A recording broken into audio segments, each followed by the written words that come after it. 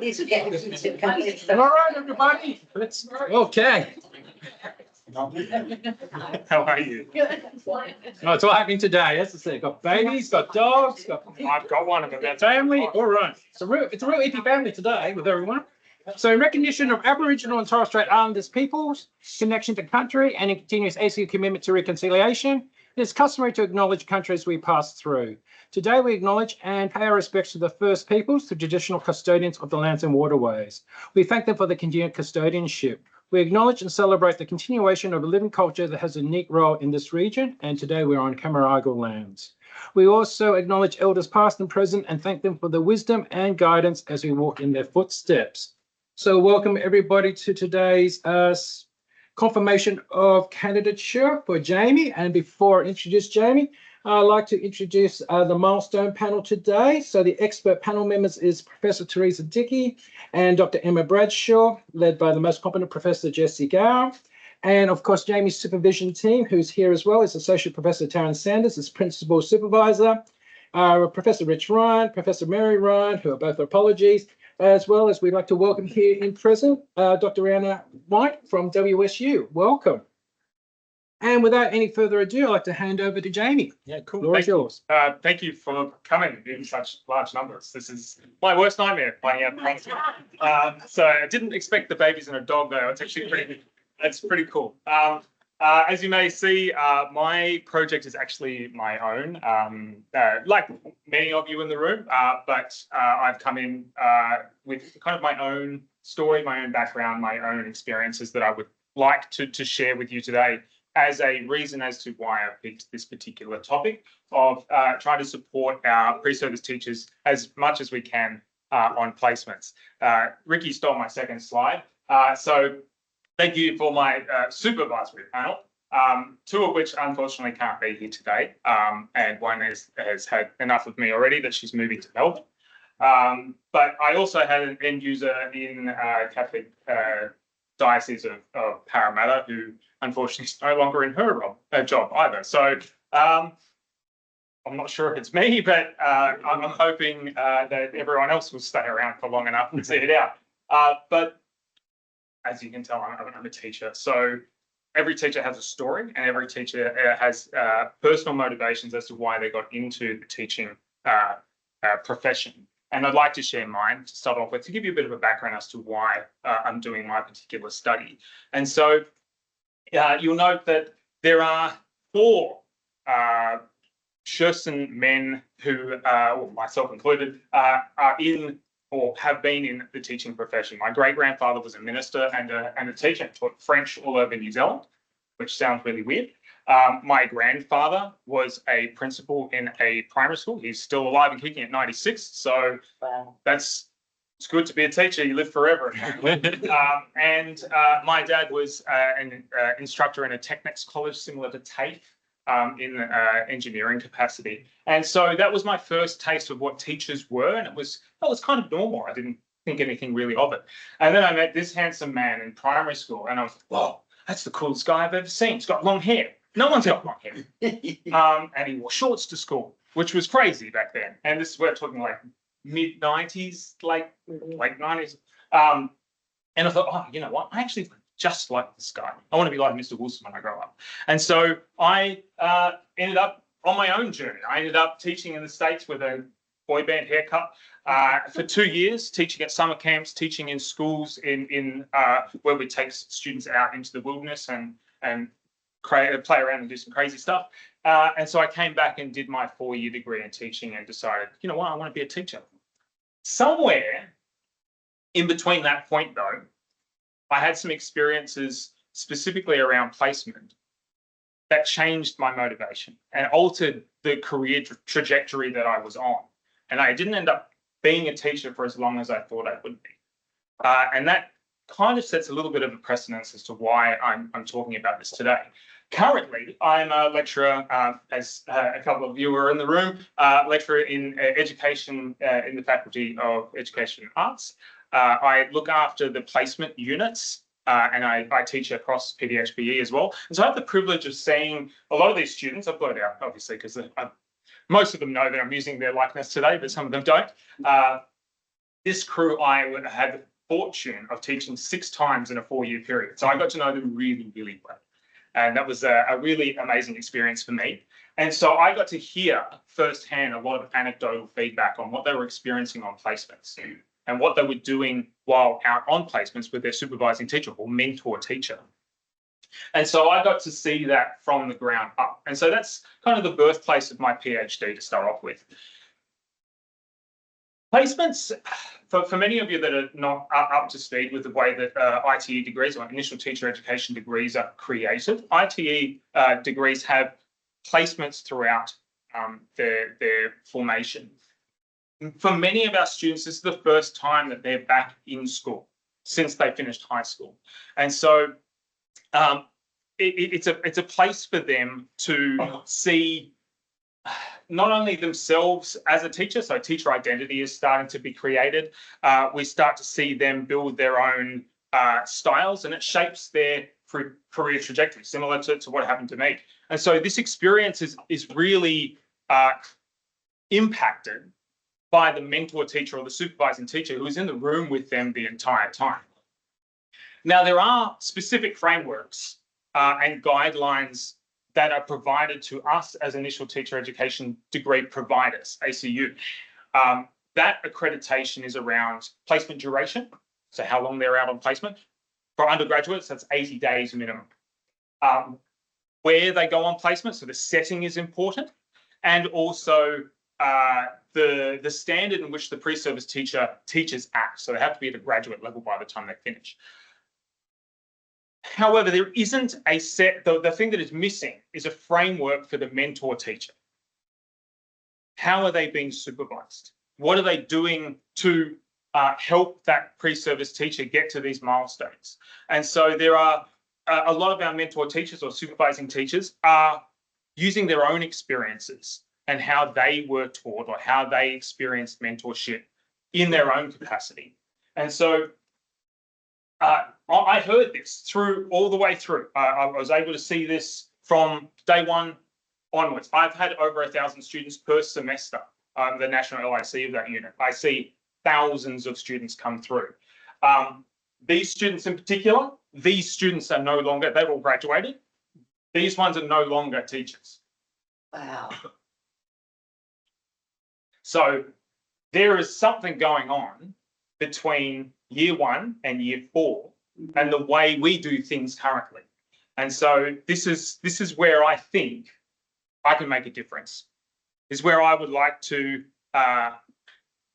make a difference, not only just the way that I teach, but the way that we actually look after our students once they go outside of our jurisdiction into schools. And so I think self-determination theory lends itself really well for us to make a better impact or make an impact on their basic psychological needs and make sure that we can maintain their motivation all the way through. As with me, I had motivation to come in to be a teacher that was already created in my own experiences, and we want to make sure that we nurture that all the way through to at least the start line. There is a lot of conjecture around the media and a lot of conjecture around the researchers themselves around how much attrition is actually occurring. Depending on what you're reading in the media, depending on which research you read, it's anywhere between 25 and 50%. That's an enormous variance. So we don't actually really know. But one thing that we don't know as well is how many we're losing between doing the ITE degree and registering to be a teacher. There's no connection between those. And so I know many people that I even did my degree 1,000 years ago that didn't even register for a teaching number. I didn't do any casual days. I didn't do any teaching at all. And so this is where my proposed studies will hopefully lend themselves to making this goal a reality. So a systematic review will be my first study, and this will then feed into a Delphi study, which will also feed into my third study as well. So the purpose of doing a systematic review is obviously trying to figure out or identify all the existing literature around professional experience, so professional experience placements, pracs, all those words from different places around the world use different vernacular that influence pre-service teachers' motivation. Then to identify what elements of that experience either foster or hinder support of thought, pre-service teacher motivation. And then the outcomes of here, or the findings that we have from the systematic review, will then inform the Delphi study moving forward, and then move into study 3 as well. So inclusion criteria obviously needs to include the pre-service teacher as a participant, so needs to be school-based as well, and needs to include motivation. I don't have the ability to read other languages, so English is going to have to be one of the inclusion criteria, as well as full text for the analysis portion.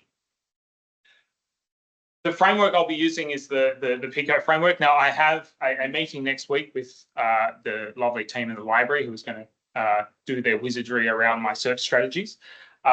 I have done initial searches, and I feel like I might be slightly too narrow at this point. I'm around about the 1,500 mark for papers, and I think that might be too narrow. So I'm looking forward to that meeting next week. The way I'll be going through my systematic review, I'll be looking at the eligibility criteria through screening through Ryan.ai. I'll then be looking at extracting the main information, so study aims, methodology, participants, and findings. I anticipate most of the papers will be qualitative in nature, and so risk of bias will probably not be the right term there. It'll probably be study quality will be used, and so the JBI critical appraisal tools will be utilised for that. Similarly, for analysis, it will also be a narrative analysis as well. This is an assumption at this point until I've done the searches. I won't know for sure. That will then feed into my Delphi study. Now, I've framed this Delphi study in a 2-phase attack. To start off, I'd like to engage with some motivation experts to co-create a starting point of best practices that we can utilise to best mentor our pre-service teachers on placement specifically. We'll then be moving on to building consensus amongst education stakeholders. So making sure that it's refined, valid, and also practical within a school-based placement. And then this will then feed into study 3, which will then be applying that instrument in the field and see how it goes. So the initial phase, I will be trying my best to recruit 6 to 8 experts from around the world within motivation. My goal is to engage with them and co-create a list of suitable items that mentors can utilise to best keep our students or pre-service teachers motivated. The outcomes or the findings from study 1 will be sent to them as just for context to provide some further assistance. Not suggesting that any of our motivation experts need any further assistance, but it does feed in well to making sure that we're keeping the mentorship in mind when we're creating these items. We'll then be moving on to the additional, the starting rounds of the Delphi, and that will be utilising education stakeholders. And so that will include people like mentor teachers who are currently mentoring students. It will include education policymakers, so those people who are working maybe at NESA, ACARA, AITSL, could be in governmental positions. Looking at teacher educators, or that's kind of lingo for lecturers within universities, and also recent ITE graduates. So the idea is to provide opportunity for those who have real world experience with this to create these items, or refine the items that have been suggested. Looking at 60 participants to make sure that we're getting a large range of voices, and making sure that with Delphi's, there's obviously some attrition along the way as well. These are the rounds that we'll be going through to start off with. So making sure that it is relevant, practical, and clear. And then hoping for consensus. But along the way, I'm always going to be looking for feedback. I don't presume that that any of us know more necessarily than anybody else. It's amazing how many more experiences we can get from different people, from different stages or different points, because practical experience or placements end up coming through and touching a lot of different people along the way. It's really important that we give advocacy to the voices all the way through that chain. From there, I hope to have a really concise final list of items that can be mapped back to self-determination theory, or utilizing those three, autonomy, competency, and relatedness. And the idea is to make sure that I can connect practical strategies to a theoretical framework that is valid, but also context-based. We want to make sure that it is appropriate for our mentor teachers and our pre-service teachers. This is hopefully will be created by experts, both from motivation and obviously our education stakeholders as well. And so the final study will be seeing that item in the field. Okay, so coming up with that instrument. I like the idea of a mentor motivation instrument. I like the idea of acronyms, but that's probably going to change as we go through. But the idea is to make sure that that instrument is clear, it is ready to go. It's been informed by study 1 and study 2, and the goal is to trial it in the real world. Okay, so the idea is to see how our mentor behaviours, guided by this tool, influence the motivation, engagement, and satisfaction of our pre-service teachers while in a professional setting. I would like to make sure that it is feasible, useful, and acceptable. Okay, so there's a few different outcomes for this particular study. There's a lot of text on this page. I'm sorry, I did want to try and keep it to a single slide, purely because being study 3, it's going to be a work in progress, so that I'm sure there's going to be some iterations as we go. But the idea is, like I said, trialing it with our pre-service teachers and mentor teachers. The idea would be to have a pre-placement, during placement, and post-placement opportunity to gain data and analyze that as we go, both descriptive and thematic. So I would like the mentor teacher to provide us with feedback on the implementation of that, but also the pre-service teacher to potentially provide us with some impact. So I also would like to see if this is scalable, and if it is scalable, how can we make sure it is the best outcome possible for this particular item. This is my timeline. I am doing my PhD part-time, but I'm trying to do it as quickly as I can, but obviously as valid as possible. So I do have around a 4-year time frame to complete this study. And the ultimate goal for me personally is to improve the pre-service teacher experience and make sure that we're giving our pre-service teachers the best opportunity to maintain their motivation as to why they wanted to become a teacher. And if I can do that, we're not going to save them all, but I think we could stem that tide of at least the start, get them to the starting point, and keep that motivation into the profession and see how far they can get through. Like I said, that first 5 years is pivotal, and making sure that they have those skills, and our new mentor teachers have the skills to be able to keep them in the industry as well. And that's it.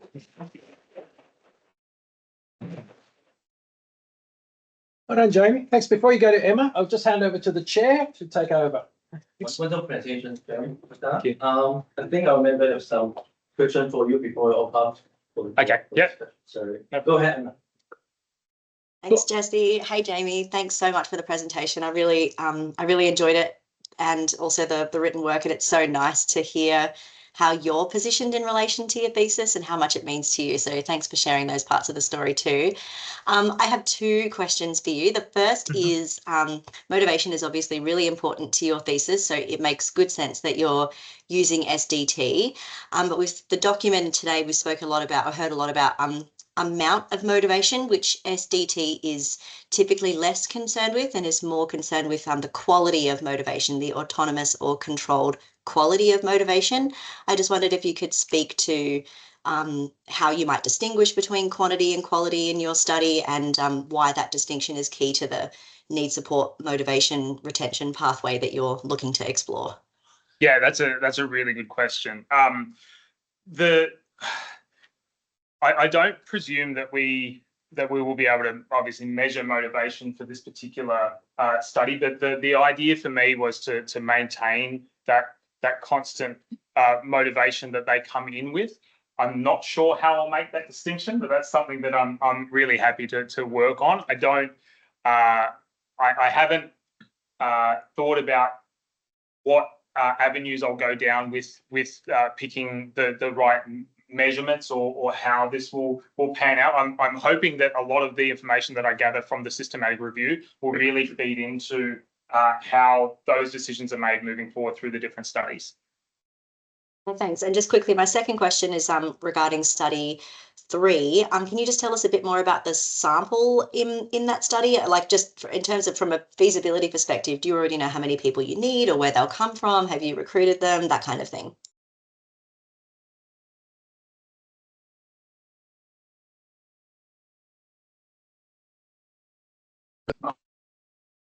So I agree with everybody else. Wonderful presentation, very well written document, great structure, very engaging presentation as well, very live. That is nice with a lived experience. For the CoC, I have a couple of ideas and suggestions, but I'm going to focus on 1 or 2 right now. And that is firstly about the overall way you set the study up. In your CoC document, as well as in the presentation, you use as kind of like the rational for everything, teacher attrition or teacher retention. Yeah. But what you haven't spoken about is the process behind how self-determination, the need satisfaction of the mentor will actually, or is actually linked to teacher retention. So what's the process you've envisioned here? I think most of that will be kind of uncovered in the systematic review. I'm hoping to find more and more out about that. I've done a lot of reading around that, and I think, like I said, for a lot of this is coming from lived experience and talking to lots and lots and lots of students. I'm not sure, but it's something I would suggest, yeah, if you want to look at the job demands resources model, and you compare that with self-determination theory and use that as a theoretical framework for all of your studies. And if you want to publish in this area, you need a theoretical model for any kind of process you're laying out in teacher research. So it's one model you could look at, but there's several like teacher stress models, etc. Because in your CoC document, you were kind of alluding to the process being they get more support from their mentors, self-determination theory, teacher motivation is stronger, which protects them from the negative impact. You then mentioned burnout, you mentioned self-efficacy. You don't link it yet. Yeah. And then there's teacher retention, but like that process. Yeah. And I think the JVR model would be a very easy one to use for the link for the process and for some theoretical meat behind pieces. The other comment is in this world of teacher research, there's lots of, and you might have noticed that by now, there's lots of conceptual, like they have their own language. So when you talk about teacher motivation, you need to define that very clearly, because it seems to me in your document, this is all like connected to the SDT motivation world. But teacher motivation in itself is a construct and a research area.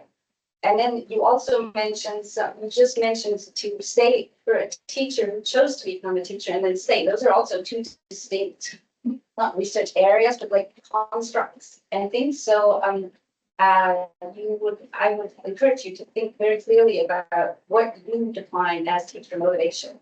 Okay. The last thing, or the last question we have in your studies, which are good, like they're great. But just around feasibility, firstly, it's very ambitious. And secondly, but it's great. It makes a lot of sense, the whole like structure of the study. in the teacher world, there's oftentimes the distinction between the individual, or in the stress research as well, a distinction between the individual level, which you are now giving the resources to by, giving the mentor better capabilities to support the teacher, but the organizational level and the stress for beginning for pre-service teachers entering and going into school, it's not just the mentor. Like they will play an important role, but how are you going to control for the role of the principal, Absolutely. the class, and everything else going on? That's kind of one of the reasons why I've gone to Catholic Schools Parramatta Diocese, or CSPD, is one of our biggest captures of pre-service teachers, and they take a lot of our prac students, and they are from like a top-down organisation, are really willing to try new things and do things from a system level. I can't say the same for all systems, unfortunately. But I'm interested to see, and I think that you've made a really good point about how not only is it just the mentor teacher, but it's everyone along that leadership chain, and that's it's an interesting place to be in teaching. But I think if they are part of the journey and they are part of the potential co-creation or co-facilitation of that third study, I think if we get more buy-in on their side, that may be a mitigating factor as to how it actually gets administered into the field. Before I go back to Jesse, Emma, you had the second question. You're back online. Oh, thanks, Ricky. Yeah, I was just wondering about the sample in. No sound. Sorry, Emma. Don't Might worry, want to it's all just good. tap it into the chat. I've got the chat open.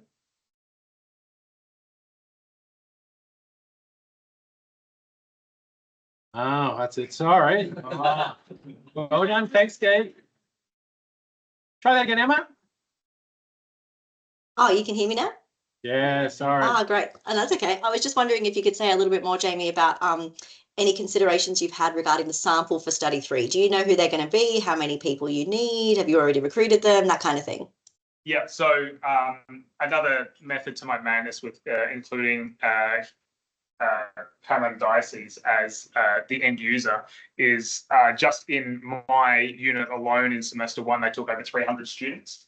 And so the idea would be to try and harness that relationship with, and that's only in one unit at the first year placement. So depending on how many and where I would like to target within the degree, depends on how many students we have with that end user. However, we might broaden it past that particular end user and just throw the doors open as much as we can. As I mentioned, we've got 1,200 students going out on placements per semester just in one unit. So we have quite a large opportunity for a sample size. What that looks like, I'm not sure yet, because I'll have to sit down with the powers that be with CSPD and see how far our relationship can go. And good luck with that. Yeah, thank you. Thanks, Jane. Back to the chair. I got some questions just brought up, like, to what to use as this. Like, I think it's a bit unclear, like, what kind of outcomes. For example, for your analysis of study 3, you get. So currently you focus on sort of like teacher motivations very specific to SDT, like relating this autonomy and competence. But as a teacher just gets these are quite broad in terms of the teacher motivation, and like I wonder whether like sort of like teacher intention to put those things, is it on your secondary outcome? Or I think that's something that I'm really going to have to think about what kind of metrics or what outcome is going to be specific to measure. Yeah, because I saw in your search term in the first time, you also mentioned like commitment, those things. Yeah, so wonder whether that's also I'm open. Engagement, those things. Yeah, I'm going to be open to any opportunity to measure anything that is going to be an opportunity to support those pre-service teachers into the industry. So I'm happy to. What we also have to be a little bit careful of is that we've pitched it as a pilot and feasibility study as opposed to an efficacy trial, because the extent to which mentor teachers would even agree to take on, like mentor teachers are already taking on additional work than they're taking on pre-service teachers, the extent to which they'll be open to us telling them how to do their job is another question. I think that's going really well. Yeah. And so this is also, like, it's a study of PhD, not a discovery project. And so the extent to which I think we could meaningfully collect well-powered data on intention to query based on just like a small instrument that's getting delivered to multiple teachers. I think we're going to be underpowered to do that. Like, we should definitely measure these things that we're talking about. But we're not really going to be able to measure. We're going to be able to measure feasibility for James' postdoc when he needs a discovery. One team, one dream. Yeah, I'm gonna know the questions like, in the studies we mentioned, probably 2 or 3 special mentioned like in access to the implementation of diverse group run across the class. How diverse your center will access to? Yeah, that's going to be a really good question. Study 3, sorry, was it for putting in the field? I'm really interested in what it would look like around rural and remote as well, because they seem to be impacted most with teacher retention in particular. And so that is something that I have been thinking about. I'm not sure what that looks like in practice yet, but it's not something I am interested, don't get me wrong, about metropolitan schools, but it's only one small part of the machine. To the floor. Good. Couple of things. You sort of use the terms items, maybe scales, and then strategy, sort of indiscriminately. I'm assuming that you're going to have scales on your instrument and items. Yeah. And so it's the constructs or the scales that you need to develop and then develop an item. But those are two separate. Can I say, Jamie? Yeah. Instrument is the wrong word, and we shouldn't have used instrument. Okay.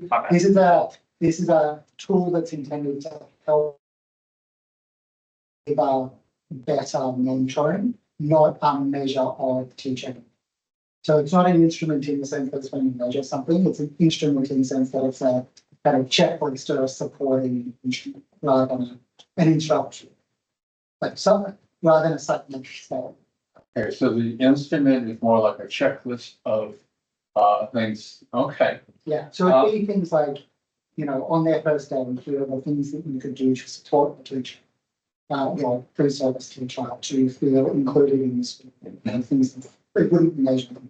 Is there a second column that measures the extent to which they do the things on the checklist? Yeah, I mean, the extent to which they implement is something we want to.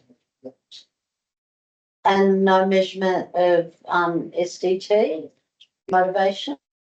We'll measure SDT in pre-service teacher. Yeah, the pre-service teacher. With the pre-service teachers? Yeah, there'll be two collections. There'll be part of the pre-service teacher as the participant, but also the mentor teacher as the facilitator of that checklist. Will those scales be with the checklist in parallel for both?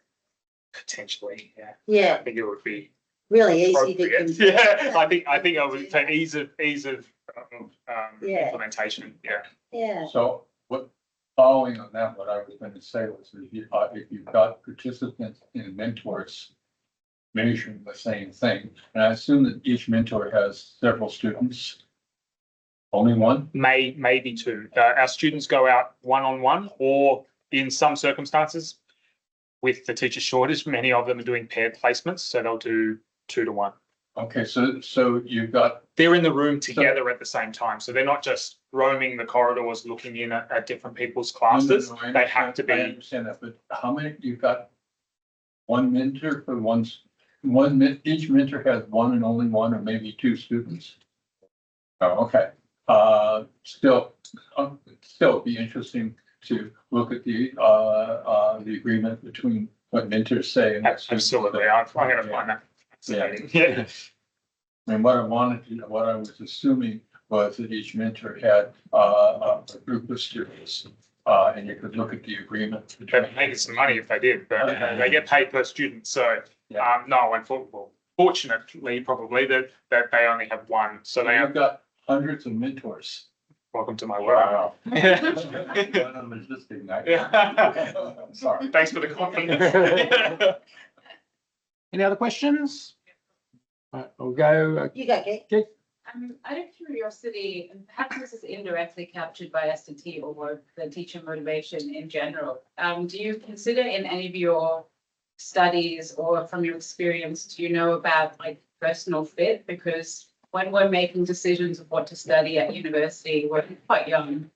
And the experience of learning about what that entails might change our minds about whether or not we actually want to become teachers. Yeah, so that was something I was also grappling with for study 3. It's like, it's not just that they are alive and upright, that like they need, well, just unfortunately how we're capturing teachers at the moment is there a benchmark or something that qualifies them to be a participant in it? Like I'm not sure, but it's something that I have thought about as to what's their starting point? Like where, like I guess it's like quantity of teachers, but also the quality and like 100%. make sure that the best ones in.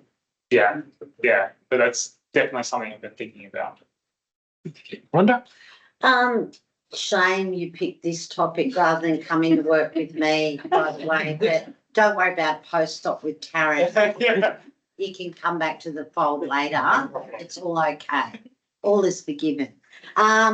Now, a couple It of makes you feel better on also stolen. Yeah. Can't you hold me along with it? Yeah. you and I need to have a chat about getting this man into line. We'll sort that out later, Karen. The university's not sending academic supervisors out to supervise prac students anymore, I've been told. Is that Tertiary correct? supervision is different to mentor Yeah. supervision. So tertiary supervision is a supervisor that is elected by the university. Yeah. Currently, the stance is, it's now changed, is that they will only be enacted if the student is placed at risk. Okay, and they are doing video conversations, I believe, with students. Apparently, Yeah, I think all that's this. my official stance on that is no comment.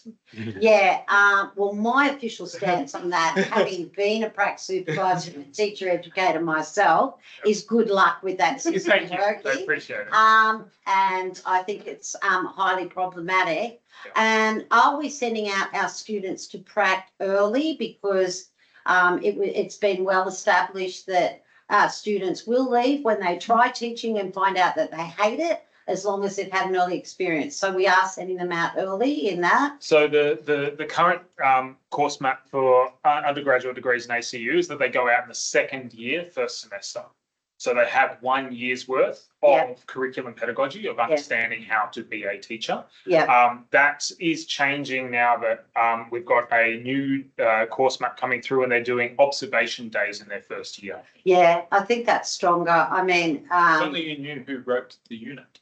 Accreditation has changed. So Yeah. we were governed before by accreditation and now Yeah. they've lapsed the. yeah, together. So the TEEP report was massive in that Yeah. in that restructure of how that is done. Yeah. And NESA has changed the guidelines to now the students are no longer needing 70 credit points before Yeah. going out to do a placement. They can just go whenever. that's because they're desperate to Yeah, get exactly. into the classroom. Exactly. Have you thought about including independent schools and DOE schools? Independent schools are often easier to get. Yeah. We have some lovely connections with some independent schools here that you could look into as well. Sharon knows the Absolutely. connections that we've got. And I also wanted to mention Michael and Chris over there. Michael and Chris are looking at retention. They're looking at what enables degree completion. Chris is looking at secondary teacher education, very sort of, some similar things here. And Michael is looking at it more broadly. The three of you might like to put your heads together and discuss and Michael's using SDT, Chris is more sensible using much more sensible, yeah. Oh no, Michael's using self-concept as well. I'm lying. He's using both, even stronger, both. I don't take sides, I'm a love and And I wondered about that too, because look, I really think in this equation with teachers I've taught, it's passion, passion comes into it, but your self-concept as a teacher, how you feel about your competence teaching is really important, and whether you enjoy teaching. I feel like I'm in an infomercial. But I wonder if you might consider, you know, like considering self-concept in your thesis, you know, you're doing this. I'll have a chat to Rich and I'll see what he says. He's not important. And he comes under me. That's fair. Yeah, but self-concept of teachers, you know, like, it's been shown to be an important driver of, you know, engaging in a profession and staying in a profession. So it'd be really good if you looked at that. And my final comment was, well, there were a few. Are you going to keep? Oh, well, I suggest you could consider Herb, Rich, JMR as experts. And surely there are some existing scales maybe that could be used in the checklist. And I didn't understand why it was a 5-point scale if you're using scales normally with adults. My professor over here taught me that longer scales are better, but he could probably be wrong. He's taught me a lot of things that are wrong. Yeah, and I'd suggest you talk to JMR about some of his scales that he uses with teachers to I think measure people in this corridor. different variables. Questions. And are you going to bring the boy band head? It looked pretty. I think it's sitting at the back, so I think so, yeah. No, but great job, great. Really important study, so important. We're losing so many teachers. I love it. It's Thank great. Yeah. I'll give JMR last question and then. First, was that you in the photograph? as a Yeah. kid? Yeah. Okay. Real little Jamie. Wow. The summer camp. Yeah. Those two boys I was standing with were 12. Yeah. Just for context. He wasn't kneeling. No, I wasn't kneeling, yeah. But you're still kind of in the planning stage of the project. So you've got 3 studies planned out, and the third one ends in a feasibility study. And since it's a dissertation, I want to encourage you to shoot higher than to culminate the project with just a feasibility study. To follow up on Professor Dickey's comment about building a model with processes and testing a model as a whole, something that could be a journal article or a definitive statement about how you see all this and how it works, and to shoot for that as a culminating study 3, rather than to get to I'm still working on a feasibility study. That's not quite enough of a standard. I would like you to shoot a little higher. So I just wanted to encourage you on that. Yeah, 100%. Thank you. I'll be knocking on your door to ask you how. Thank you. All right, given time and yes. Yes. So thank you very much, Jamie. I think you've had the 3rd degree well enough. Anyone else want a question? Round of applause. Thank you very much, everybody. Please enjoy the muffins. Emma, I'll disconnect you here and we'll reconnect you for the post meeting. Thanks, Emma. Thanks, Emma. Thanks, everyone on the line. And thank you to Ricky for cooking us muffins this morning. Well done. All right, thank you. Hand baked. He's been slaving over a hot air fryer. Thanks.